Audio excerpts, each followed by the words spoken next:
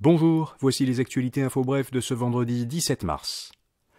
François Legault et les chefs des partis de l'opposition sont allés hier à la rencontre des habitants à Amqui, 3 jours après le drame qui a fait 2 morts et 9 blessés.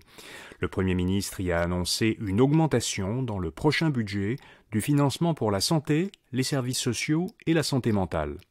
Concernant le bilan du drame, parmi les 6 victimes qui avaient été transférées au CHU de Québec, Université Laval, 2 jeunes enfants ont pu sortir au bout de 24 heures, 2 patients sont dans un état stable, 2 autres sont toujours dans un état critique. Québec impose de nouvelles exigences à la fonderie Horn. Le gouvernement Legault a présenté l'autorisation ministérielle qu'il vient de donner pour 5 ans à l'usine de Rouyn-Noranda.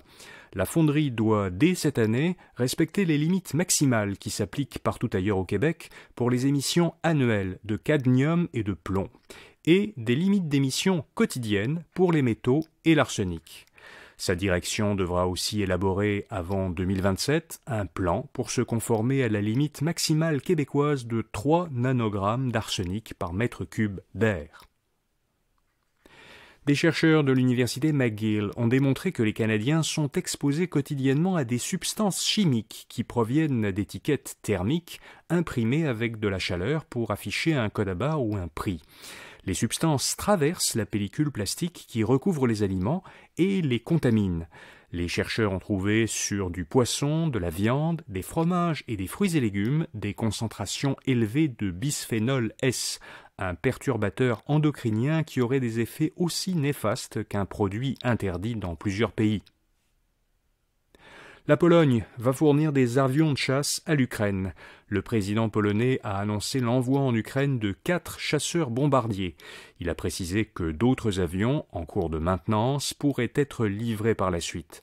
Le gouvernement ukrainien réclame depuis des mois des avions de chasse à ses alliés. La Pologne est le premier pays de l'OTAN qui accepte de lui en fournir. Mais aux États-Unis, un porte-parole de la Maison-Blanche a dit que cette annonce ne changerait pas le refus de Washington de livrer des F-16 américains. Et puis, il sera bientôt possible d'évaluer sa propre expérience dans le réseau de la santé au Québec. Le ministère de la Santé lance un outil pour sonder la satisfaction des patients sur les soins et services qu'ils ont reçus. Cet outil est d'abord testé dans 4 établissements, dont le CIUS de l'Est de l'île de Montréal et le CHU Sainte-Justine. Québec veut ensuite l'élargir à l'ensemble du réseau.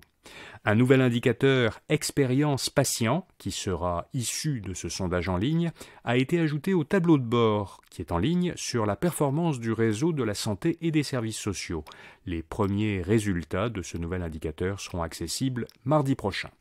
Voilà, vous savez l'essentiel. Si vous appréciez ce bulletin de nouvelles quotidien, donnez-lui donc une bonne note dans votre application de balado ou postez un commentaire gentil dans Apple Podcast. Si vous avez plutôt des critiques ou des suggestions, alors écrivez-moi directement à patrick@infobref.com et soyez certain que je les lirai attentivement. À lundi matin pour d'autres actualités Infobref. Bonne fin de semaine.